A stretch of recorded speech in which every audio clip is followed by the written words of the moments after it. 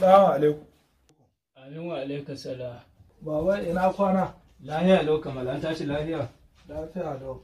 Lahiya na ganka da jaka? To baba ka san na gaya ma yau makaranta zan koma saboda gobe za mu yi jarabawa. To wallahi Kamal kaga ATM ɗin ga zaman da na kai kenan yanzu salarin na har yanzu ba su sako shi ba. Wallahi ba kuɗi hannuna na rasa inda zan je in samu kuɗin nan, ka yi haƙuri ka bari sai gobe. To gaskiya baba ni dai komawa zan yi saboda jarabawa ce da mu gobe. Inna lillahi wa inna ilaihi raji'un. To wallahi Kamal na nemi kuɗin nan ban samu ba. Ka yi haƙuri ka bari sai gobe. Kamal, ka yi haƙuri ka bari sai gobe.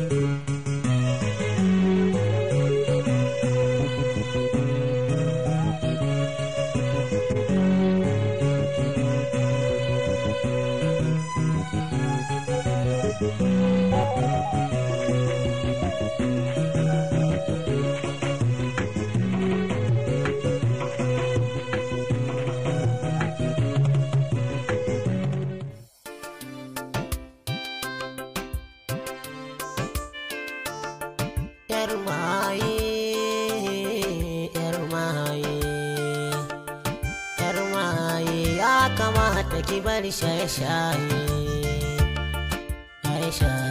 ya kamata ki bar shaye-shaye.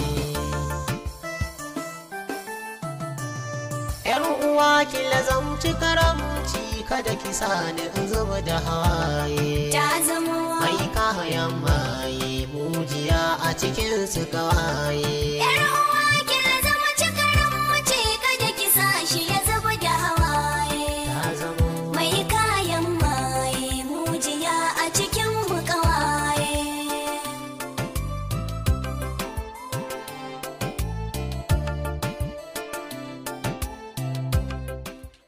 Ah, alhamdulillahi, ka gama mutanen nan sun turo man kuɗin nan. Ya salam. To, bari in tashi in je in duba Kamal in ga ko yana cikin ɗaki. Bismillahirrahmanirrahim. Bari in je in ga ko yana cikin ɗaki in ba shi kuɗin nan nashi.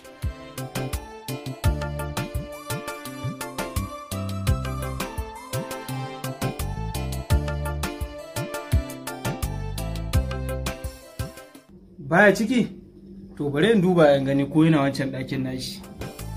Bari in ga ko yana wancan Ki ɗakin. kalanki tana burge ni, kina da kyau a cikin mataye. Ɗai zatonki kina da mutunci, sai na ganki kina shaye-shaye. Gashi ƙauna ta kuma kullu, kafa jikin mu zuwa hannu. Kamal, inna lillahi wa inna ilaihi raji'un. Dama ɗakin ka abin da kaka yi kenan. Kai, inna lillahi wa inna ilaihi raji'un. Inna lillahi wa inna ilaihi raji'un. Gashi yanzu na ta hawaye. Yar uwa